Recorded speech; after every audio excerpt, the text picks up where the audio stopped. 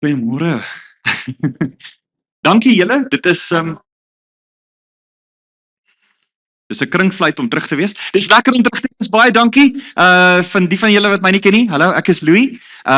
Die beste besluit in my lewe is om te trou met 'n standaardonder. Okay, let me rephrase that. Te trou met Paulie wat ook 'n standaardonder is. So dankie vir die voorreg wat ons het om hier te kan wees. Ek en Paulie is van Johannesburg af. Ons het 2 seuns en ek moet sê soos wat ek in my walk met die Here is en ek in 'n walk met my seuns is, hoe meer leer ek van die Here se vaderhart deur te kyk na my kinders. En agter te kom wat 'n tipe ouer ek is en hoe ver ek tekort val van die ouer wat die Here vir ons is. Nou daarmee saam, een van die lekker goed wat ek doen is ek speel met my seuns en een van die lekkerste games wat ek en my jongste speel is ons speel donkerkamertjie. Enigiemand donkerkamertjie? Okay, ja, die laerskool weergawe, nie die hoërskool weergawe nie, dis 'n ander gesprek vir 'n ander keer. Die laerskool weergawe is jy gaan in 'n kamer in en iemand kruip weg en jy skakel die lig af en dan na 20 tellings dan kom die ander maatjie ingestap en dan soek jy in die donker die persoon wat weggekruip het. En dis lekker want my seun kruip op een van 2 plekke weg, onder die bed of in die kas. Dis die 2 en dan loop jy nou maar rond. En jy maak of jy hom nie kry nie, en dan iewes skielik dan ontdek jy hom, en in die ontdekking is daar lag. Papa het gekry, jy! Okay, en dan is dit Reinhard se beurt om uit die kamer uit te gaan, en hy gaan staan buite, en hy tel kliphard tot 20, 1, 2, en papa gaan kruip weg, en papa het een van 2 plekke wat hy wegkruip. Agter die gordyn, want ek wil nie in die kas inklim nie, en agter die gordyn, want ek kan nie onder die bed in pas nie, so dan staan ek nou agter die gordyn, en dan hoor jy 19, 20, okay, dan gaan vlieg papa, kom ek, en dan kom Reinhard in die kamer in, en hy maak die deur toe, en dan soek en hy soek orals, behalwe die plek waar ek altyd wegkryf. En dan soos dat hy nou soek, so langer raak dit, en dan kom jy agter, hy raak nou bietjie gefrustreerd met die soek, en dan wat doen ek? Dan sê ek, Reinhard, en dan hoor jy kom, en dan val hy oor die bed, en hy val oor die speelgoed wat op die grond lê, en dan uiteindelik sien hy iets in die skadu van die nag, van die wit tekkies wat onder die gordyn uitsteek. En dan hoor jy, en daar's 'n oomblik van, hy raak so opgewonde, en dan as hy daai gordyn weg,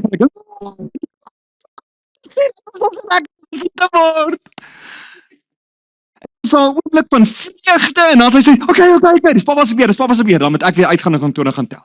Jy sien, die ding van donkerkamertjie is, dis gaan nie oor die wegkruip nie. Ek kan wegkruip sodat hy my nooit sal kry nie, bo op die kas. Ek kan wegkruip op 'n manier wat hy my nooit gaan kry nie, maar dis nie die uitkoms van die spel nie. Die uitkoms is om gevind te word. En ek dink God is baie keer so met ons. Ons dink God kruip weg vir ons, soveel so dat ons hom nooit kan kry nie. Maar die vraag is nie, kruip God so weg nie, want die ding is, aan die een kant is die vraag, maar soek ons hom? Is ons aktief op soek na die Here? Want die realiteit wat ons vandag gaan sien is, dat Jesus is konstant besig om te sê, Johan,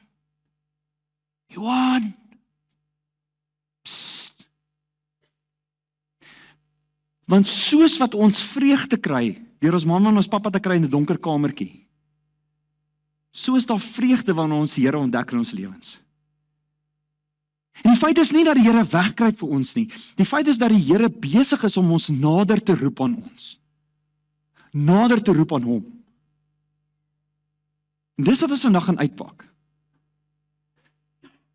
Is dat die Here jou vandag roep. Jou al geroep het. En jou roep tot iets in die toekoms in.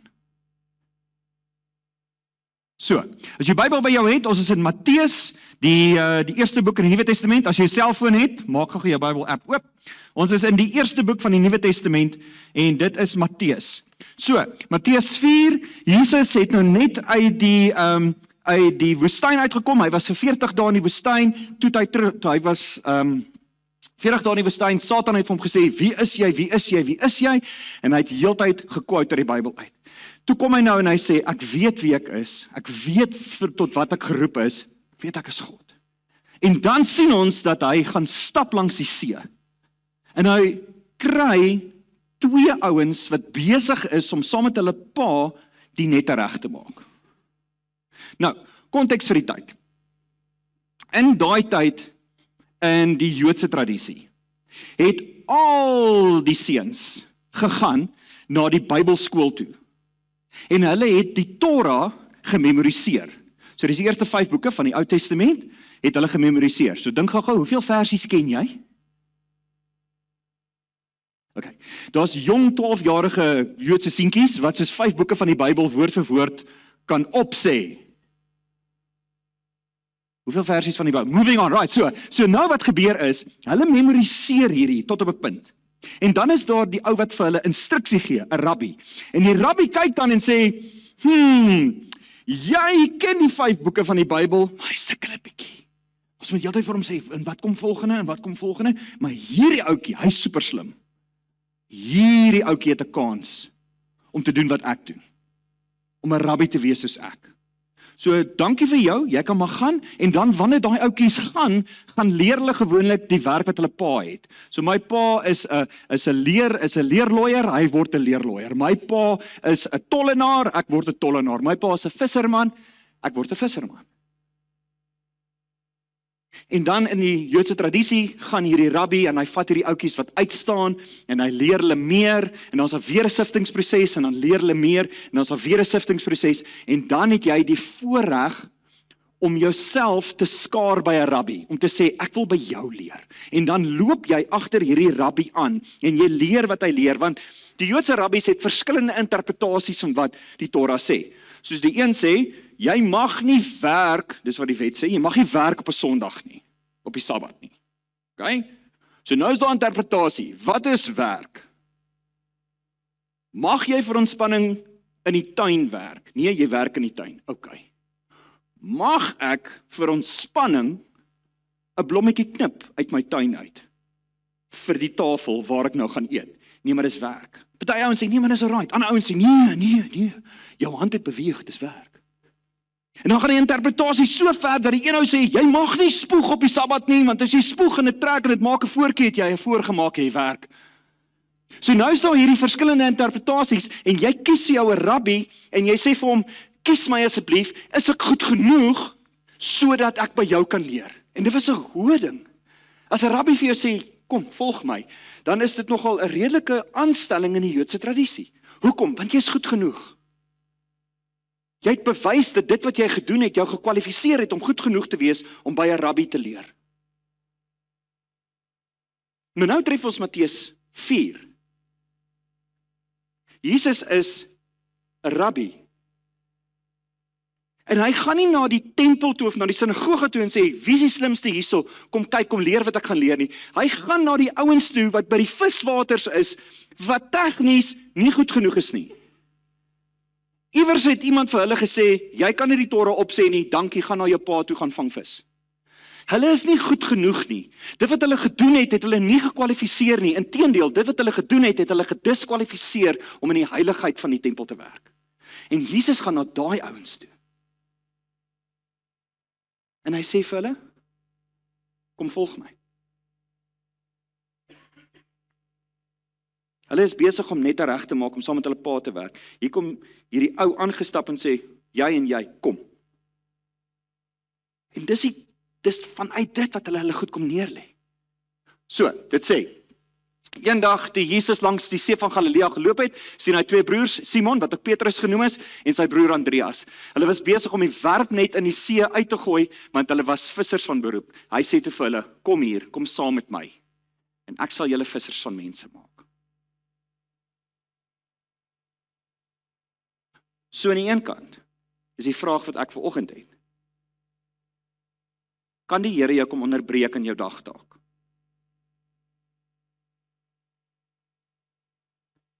Kan die Here dit waarmee jy besig is, kom hijack en kom sê, ek gaan dit wat jy doen kom vat en ek gaan dit vir iets anders gebruik. Ek gaan dit wat jy verstaan kom vat en dit van toepassing maak op iets anders.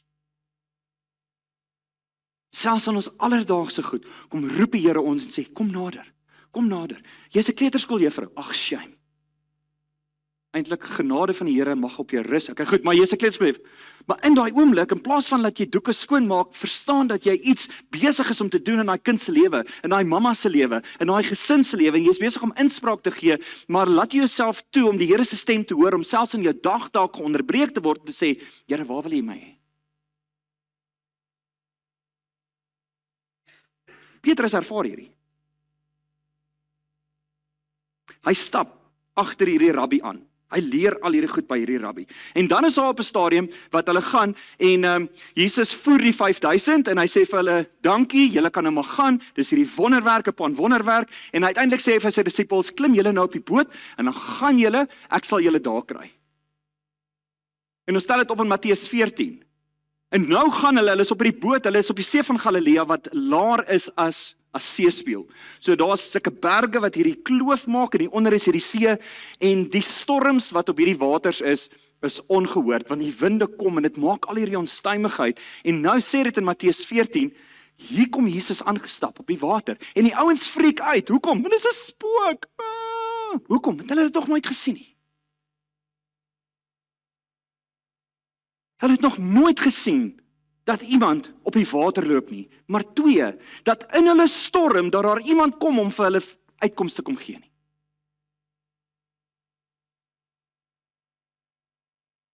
Ek weet nie wat die storm in jou lewe is nie.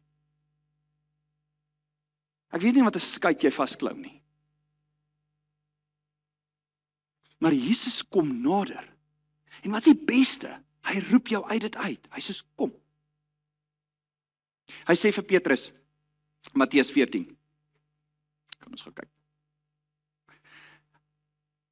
Net daarna het Jesus sy disippels in die skei laat klim, om so lank voor hom uit te vaar na die oorkant, terwyl hy nog steeds die mense huis toe laat gaan het.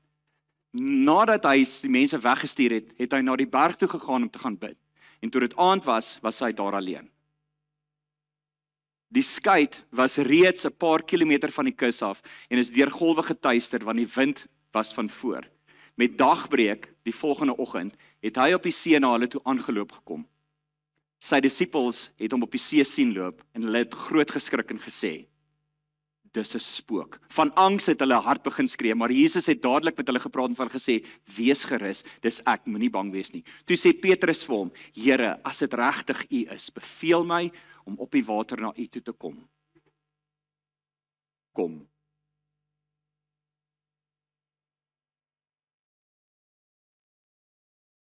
Daar's 'n stuk seer wat ons met ons saamdra. Daar's 'n boot waar ons tans is. Daar's 'n storm waar ons tans is.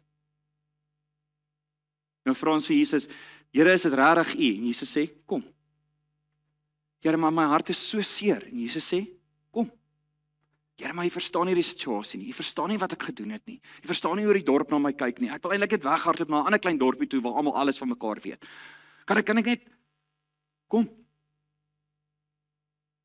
En meer as net, Here, kan U my net help in my situasie, kom Jesus en sê, ek gaan nou vir jou iets wys wat bo-natuurlik is. Ek gaan vir jou 'n deurbraak gee wat mense duisende jare van vandag nog oor gaan praat. Kom. En in geloof klim Petrus uit die boot uit. Ons ken die storie, hy kyk vir Jesus, hy loop op die water, hy begin kyk vir die storms, dan val hy af. En Jesus sê vir hom, hey, hoekom het jy so klein geloof? Vriende, hoekom het jy so klein geloof?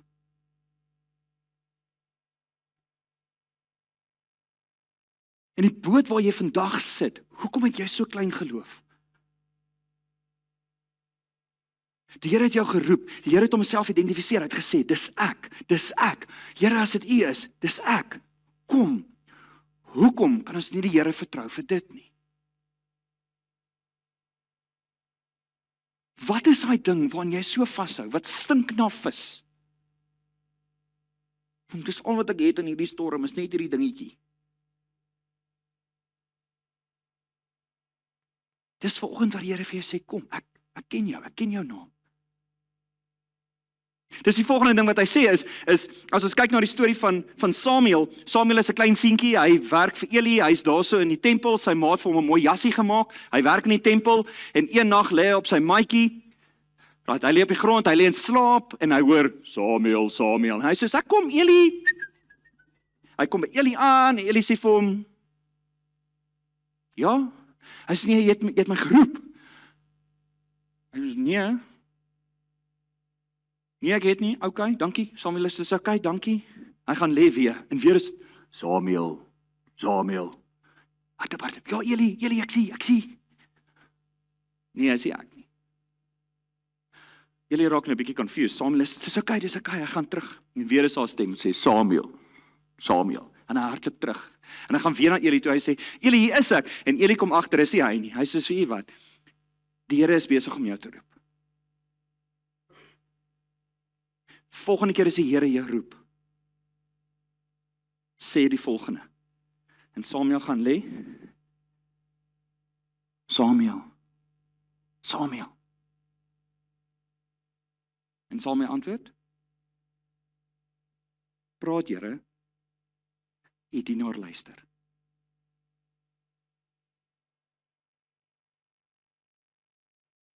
Ek het toe ek groot geword het, as my pa my naam roep, dan weet jy, jy's in die moeilikheid. Ek het nie 'n middelnaam nie, so as hy dit hard roep, dan weet jy, so groot moeilikheid. So gewoonlik as iemand sê, "Louis," dan weet ek, hardloop weg. Maar nou is daar 'n ding van, "Louis. Reinhard, kom."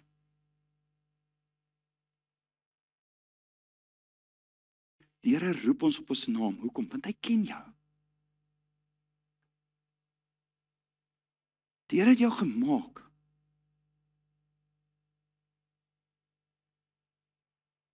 Die Here is opgewonde oor jou. Die Here is nie verras deur jou nie.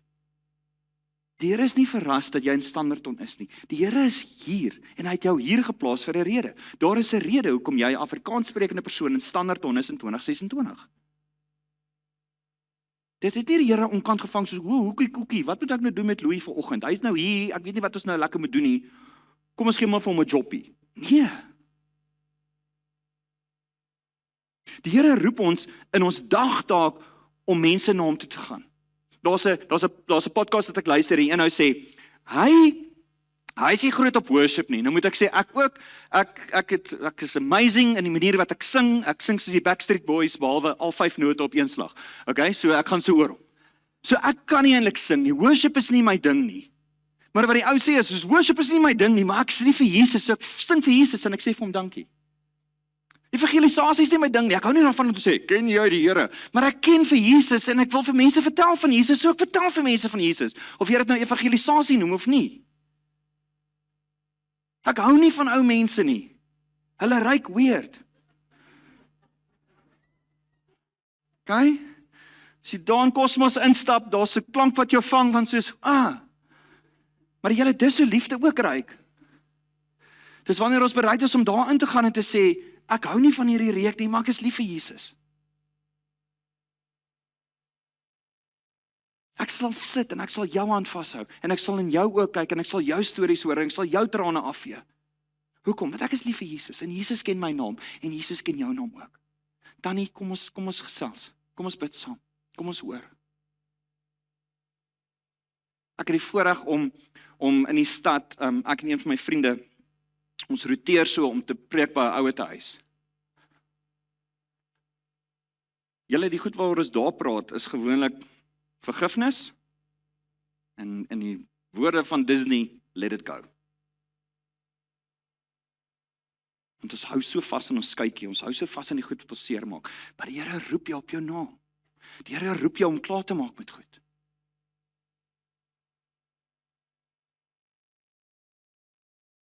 En hier is die belangrike ding vir vandag. Die Here het ons dalk al geroep. Soos my pa wat my roep, "Louis, ek is hier nie. Is niemand in die kamer nie." En ons hardloop weg, soos Jona. Hy hoor die stem van die Here en hy sê, "Dankie, nie vandag nie, ek wil net bietjie na 'n ander kant toe gaan." Johan, kom! Here, ek wil nie nou regtig vir hierdie goed wat gaan nie. Ek weet as hy my roep, dan moet ek nou my brandas net water maak en ek weet nie lekker hoe ek daaroor voel nie. Ek moet nie meer vir die blou bulle skree, moving on. Right, so, Daar's goed wat ek dink ek vir die Here gaan moet gee en ek is nie gemaklik om dit vir die Here te gee nie, maar die Here hou nie op om my te roep nie. Hoekom nie? Want daar's 'n jobbie wat net jy kan doen. Daar is 'n rol wat net jy kan vervul. Jy is 'n pa vir jou kinders. Of hulle jou biologiese kinders is, of hulle jou aangenome kinders is, of hulle jou buurman se kinders is. Jy is 'n pappa wat die hart van God vir kinders wys. Jy is 'n man van God wat opstaan en op jou knieë staan vir die mense in hierdie gemeenskap. Dit is iets waartoe God jou roep. Jy is 'n mamma, jy is 'n vriendin, jy is 'n suster, jy is 'n buurvrou. Jy is hande en voete. En daar's iets wat net jy kan doen. Daar's 'n legkaartstukkie waarby net jy inpas. Want daar's 'n naam wat die Here net vir jou gegee het. En die ding is, die Here het daai naam vir jou gegee aan die begin van tyd. Dink is Jesaja wat so mooi sê. Die Here het jou in jou moederskoot aan mekaar geweef. Dus jy weet wat weef, dis nogal 'n intensiewe job. Jou hande gaan so en jy moet mooi kop hou met waar's al die toutjies. En die Here het daai tyd gevat met jou. Vir 9 maande het die Here geweef van jou. En die Here maak nie foute nie. Die Here maak nie rubbish nie. Ons is in 'n gebroke wêreld. Ons is in 'n seer wêreld. Ons is in 'n wêreld waar ons aanvalle het van Satan af wat wil wants to kill, steal and destroy.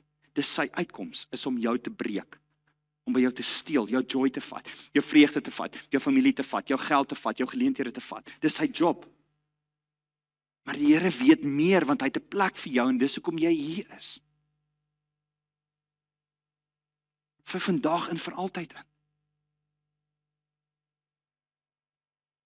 Sien ons praat so oor vandag en hoe moeilik finansies vandag is, dan vra die een predikant, is daar finansies in die hemel?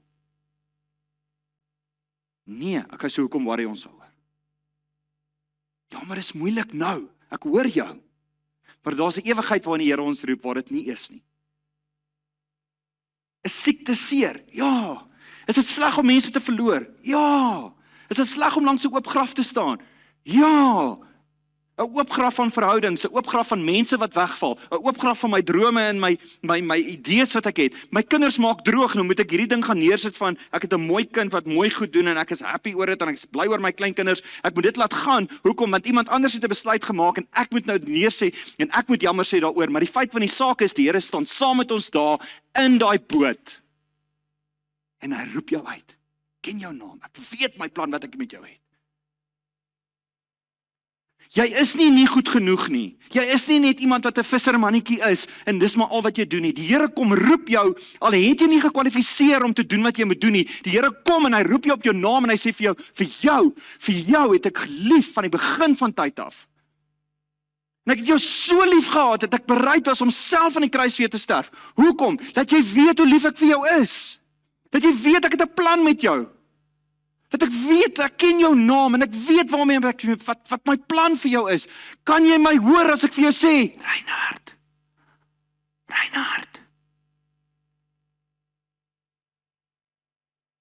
Kan jy hoor as die Here jou roep? Kan jy hoor as die Here vir jou sê, kom.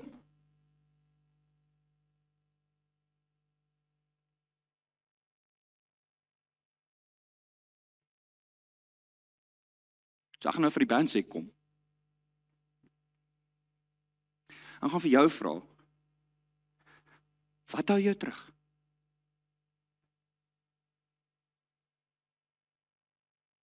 Wat is daai ding waarin jy vashou, wat jy nie vir die Here wil gee nie? Die Here, dankie dat U my roep, maar ek kan nie, hierdie is net ietsie waarin ek, hierdie voel reg vir my om net 'n bietjie daaraan vas te hou. Daai persoon wat my 20 jaar terug my meisie by my afgevry het. As hy ou voor my ry ek met my Ford behoor hom. Let me rephrase that, met my Isuzu, never mind, right, so. Maar wat is daai goed waaraan ons vashou? Wat is daai verhoudings wat ons moet gaan regmaak? Want ons kan dit nie vir die Here gee nie. Wat is die stap wat die Here my toe roep en te sê, kom, los jou nette, los die goed waarmee jy jouself elke dag besig hou. Julle, los vir Instagram, los vir Facebook, los die goedjies. Kyk op, maak op jou ore, hoor wat die Here vir jou roep en kom. Van die planne wat die Here vir jou het, is groter as wat jy kan dink en droom. Die impak wat die Here in jou lewe en deur jou lewe wil hê, is groter as wat jy kan dink en droom. Maar dit alles kom van 'n punt af wat ons sê, ja Here, dis reg Here, hierdie maak nie sin nie, maar ek gaan nou uittreë uit hierdie boot uit. Ek gaan hierdie los, ek gaan hierdie laat gaan.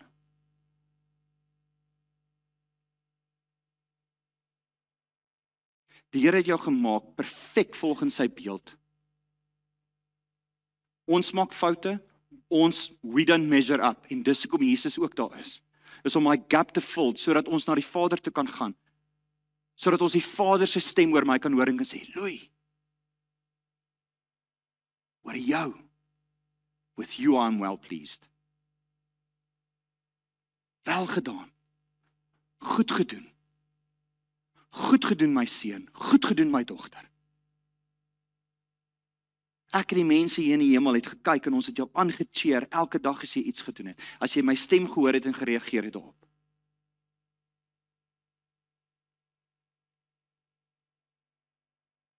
Ek wil vir jou vra, as daar iets in jou hart roer vanoggend. As daar iets is wat jy voel jy mee moet losmaak. Of as jy al die stem van die Here gehoor het, maar nog nooit op 'n punt gekom het wat jy gesê het, ja Here, ek kies U nie. Ja Here, ek hoor die plan wat U vir my het. Here, ek het nou al hier op my eie roete gegaan en ek het nou al soveel keer droog gemaak, ek dink nie U kan hierdie red nie. Dan kom sê Jesus vir jou, in die middel van jou storm, in jou bootjie waarin jy vashou, kom. Kom.